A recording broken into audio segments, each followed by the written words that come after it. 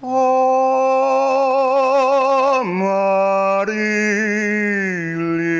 Mia Bella, non credo del mio cor, dolce del zio, te sei tu l'amor mio. Woo! Let's get it started, baby. Thomas Andrews, guys, get your phones out. Please subscribe. T3 Power Ready. It's my YouTube channel, my Instagram, and my website. Everything you see there, I built myself. Who here has, at any time in your life, had a struggle being heard? Raise your hands. Heard. I grew up in 1962. I was born in 1962, grew up in Cincinnati, Ohio. This is my story, so I'm gonna give you a little context before you guys go ahead and hammer on me a little bit. From 1962 to 1972, I was the middle child. Grew up with Jehovah's Witness religion at the age of 1, it felt like. From there, it went on to all sorts of,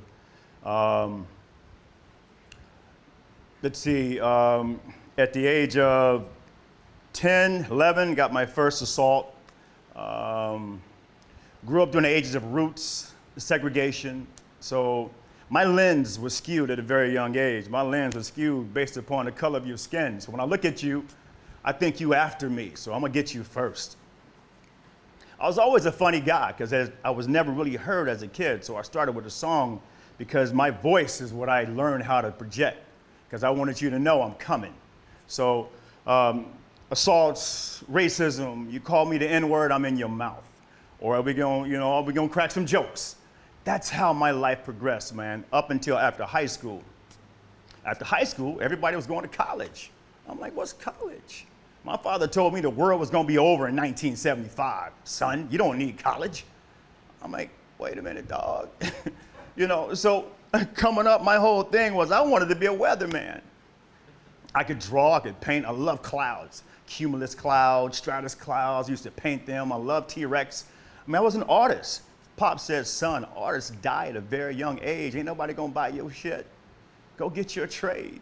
Besides, the world's gonna be over in 1975, son. Okay, Pops. So being a good Jehovah's Witness, I said, that's enough of that. I don't wanna do that. I wanna create chaos in the house. I'm the middle child, and I'm gonna be heard, goddammit. So I started doing everything that I could to be heard.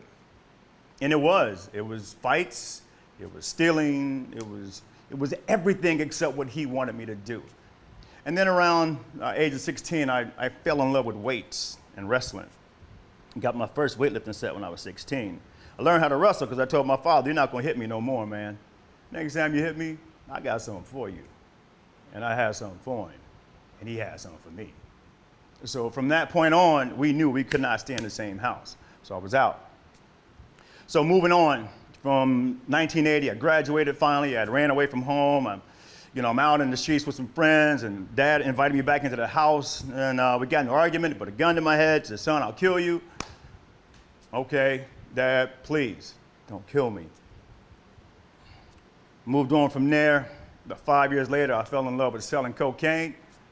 Thought I got pretty good at it. You know what I mean? But they say you can't get high on your own supply, like Biggie said. And I got high on my own supply.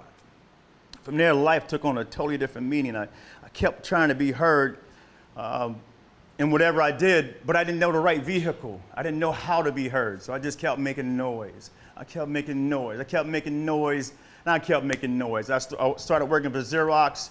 Xerox and a couple other companies, they let me go because it's this part on the application that says, have you ever been convicted of a felony? Early on, I didn't have to bother with that when I was a kid working for Wendy's. But as I got older, that was in my way. You know, I'd be on the floor. I work for a company, and I dread the day they knock on the door or come say, hey, Thomas, come in human resources. Hey, there's something that you did right here, you know, and they let me go. So my whole life was about fear, you know what I mean? Fear of the white man, fear of what you think of me, fear of not getting a job, because I knew corporate America wasn't fucking with me. Excuse my language, this is all I got right now. I'm trying to keep it as 100 as I can. So I knew that. So I'm like, I got to get a job doing something. What can I do? What can I make? What can I go? But at the same time, cocaine and alcohol just had a grip on me. From 13, I started drinking to the age of 48. You know what I mean? I'm in my thinking. I'm doing everything I can to distract from looking where I need to look. And that's inside. This whole while, I'm still lifting weights. I'm still strong. Because I want you to know I'm strong and I ain't doing nothing. I'm good. You know, but at night, I'm a fiend. You know what I mean? It's like gremlins. You can't feed them after dark. That was my life. It happened, I was in my house, you know, I got a young lady bought me a house, you know, in Porter Ranch, $1 million, you know. I have a gift of charm, you understand? I have a gift of charm, and it got in the way because I learned at a very young age how to manipulate. It's not a good thing. Anyway, I'm sitting in that house with me and my German Shepherd. His name is Ghost. Ghost is about 100 pounds. I got Ghost at 6 weeks of age. The real estate department for California gave me a license. You know what I mean? I had to jump through some hoops, go back to the probation officers, or all the people that I had wronged, and they wrote letters for me to stand up for me. I got this house, but I still had this cocaine problem. So I remember one time in this house, this is where things started to get a little crazy. I'm sitting here, I got a plate of cocaine, and I got a phone in my hand. I want to dial 911, you know, and call them and let them know, hey, come get me. I'm fucked up right now. But I can't really see the numbers. And I don't want to see the numbers. I got to play the cocaine right here, and I can't have them come in the house when I got this cocaine right here because they're gonna arrest me. The neighbor's gonna see. I can't have that. So I drifted off. Like maybe it's time for me to go because my thing was I wanted to commit suicide by cocaine. I didn't have enough balls to put a gun in my mouth, but I'm like I'm gonna do it this way. I remember waking up, my dog Ghost is just licking me, just licking my face, and I came to. You know, I'm like, oh shit, cocaine's still here. So I did it. Still going its path. Fast forward, lost the house, homeless in LA. You know, staying with some girls, you know, life is doing what it do. I'm still not looking at the real problem. Got an apartment somehow, you know, fake social security number, got an apartment. That apartment, life was going on good. I'm thinking I'm doing what I'm supposed to do. I'm gonna get my life cleaned up. Next thing you know it, cocaine man moves in 2 doors down. Fuck. It was January 2010, and I'm sitting there. I just finished some liquid MDA. I'm butt naked on the carpet, looking really silly right now. And I said, this is enough. I can't do this no more. I'm 48 years old. This is not the way to go. I can't live like this. So I said, maybe I should go back home. Just to go back to Atlanta where my son is and embrace my son, hug him. So I did that. I sold all my stuff, got a ticket, came home January 29th, you know, happy to see my son, you know what I mean? Tail between my legs. I didn't think they knew it, but I could feel it. And I'm there for 2 weeks, you know, and then finally his mom comes inside after my son goes to school. She says, Tommy, you gotta go. I don't like you. So you gotta go. I'm like, where am I gonna go? She said, I don't care. So I called a friend of mine. He gave me $200, and I looked around, found a homeless shelter, a halfway shelter, halfway house. Halfway house took me in. And from there, they told me, Thomas, you can stay here, but you gotta study Alcoholics Anonymous. I'm like, what? I don't wanna study alcohol. What do you mean? I don't have a problem. So, but I went reluctantly. And when I went, I'd say my sobriety date is June 10th, 2010. I've been clean and sober for 11 years. So I went to that place. Here I am. I'm still kind of buff. I go inside there and I'm mean mugging everybody. You know, don't look at me, don't talk to me. You know what I mean? I'm better than you guys. You know, meanwhile, I have nothing. And I'm standing in the halfway house. So I'm sitting in the meeting and I heard this thing. For the first time, somebody says, Rarely have we seen a person fail who has thoroughly followed our path. And I stopped for a second because I never really had a path. So I'm like, well, wait a minute, this might have some, so I perked up, dropped my arms, and I started listening. So after the meeting was over, as a Jamaican lady who was a very kind lady, she came up to me and she just hugged me. And she hugged me and I started crying for like 20 minutes. Because I didn't want nobody to hug me, but I wanted somebody to hug me. And she hugged me. She loved me. Because I never had love in my household. All I had was pain. I just sang a song, but it sounded like something that Biggie did. You know what I mean? But that is my life growing up. That's my story. That was my story coming up. And I took my lens, I used that lens to look at everything until I got into Alcoholics Anonymous and found out now I am much more than that story.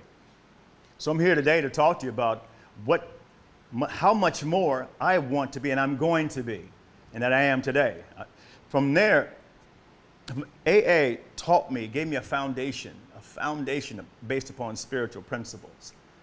Gave me an opportunity to look at people from the inside because I was doing my inside work. And so as I sit in AA, I don't have a license anymore to practice real estate. And I'm like, well, what do I do? What would I do if I had no money? If money was no object, what would I do? So I looked into building greenhouses, helping houses be more safer in terms of the environment. I like that because I can help people breathe better. And I thought about that and I looked into it and got all the books. And then I thought, wait a minute, dude, you like fitness. Fitness is what you do. Every time you've gone down, you've gone to fitness. Fitness has been my savior. I've trained people for free because I love fitness. That's what I do, and I like to see the transformation in people. So I studied fitness, and I got my certification through NASM. And I'm sitting around there, I'm 18 months clean, and I said, listen, I began to see the racism in Atlanta, how people would, how it made me feel back when I was a child with the racism, how women would clutch their purse when they walked by me, or at a traffic light, you hear the doors click, click. You know what I mean? How they lock the doors, white folks, sorry about that. They lock the doors and you're like, why you lock your door? I'm just right here.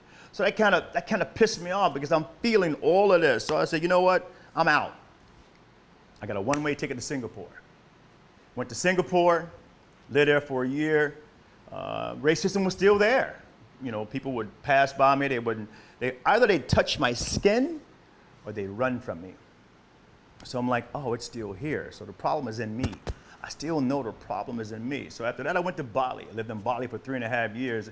Had the time of my life. I remember my mama taught me how to sew at a young age because, we didn't have a lot of money. We had 5 kids, and I liked them suits that they used to wear on the Jeffersons. Lionel had the suits with the big collars, and, I love them suits, So mama, we got together, and we made one.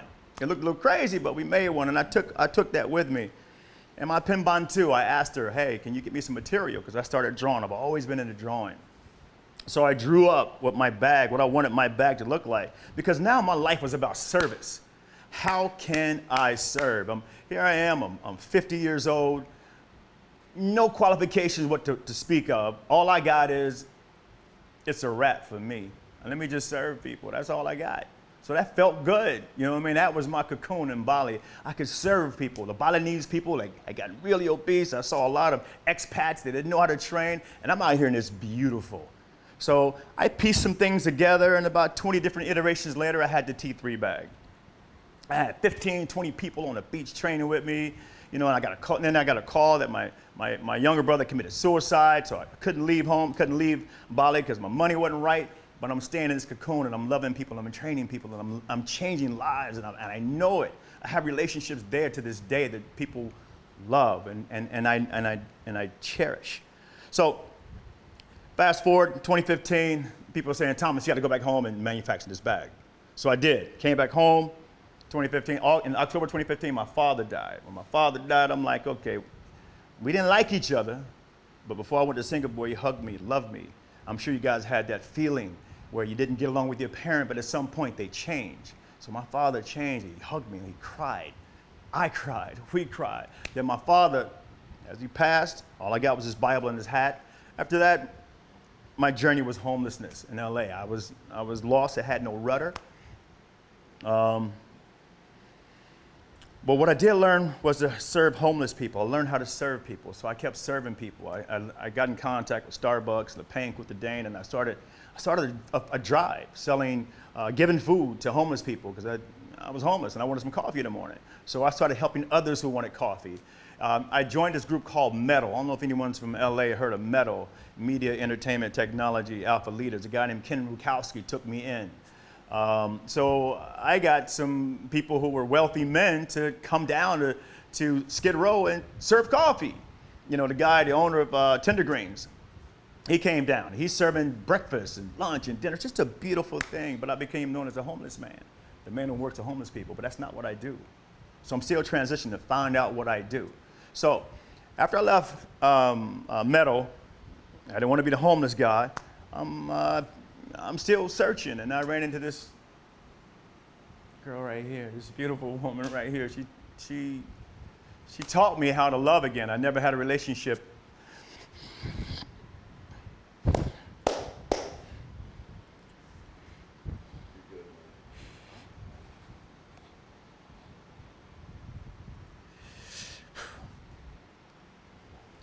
So she taught me how to love again, and that felt amazing. So I got back into my training people on the beach. Life was it's starting to unfold, I'm thinking, but my message wasn't right. I didn't know how to contact people. I didn't know how to build a YouTube channel or an IG or Instagram. I didn't know any of this stuff. So I went to Santa Monica, learned all this stuff, built my own website, built my own Instagram channel, and started learning how to talk to people. But it still wasn't enough. $25 a class, $25 a person to come to class, you're not going to make any money like that. But I know two things. I know how to build something, and I know how to transform people. I know that. I've done it. I can do this to anybody in this room. I can transform you from the inside out, because that's my superpower. But how do I scale that? So thank you for listening to me. Thank you for checking out my song. But I'm here today to ask you guys to join me in brainstorming. How do I scale from this T3 bag being just a bag? Because I know my life ain't just about a bag. I'm trying to let this bag go. I got plenty of baggage. And my goal is to unfuck myself. You know what I mean? And that's my daily deal. How do I unfuck myself from the lenses in which I see people and move to a point which I can serve people, monetize that service, and change people's lives, and do like Al Pacino did in The Godfather, when he sat down in that chair in the orchard with that apple? That's it. Floor is yours, guys.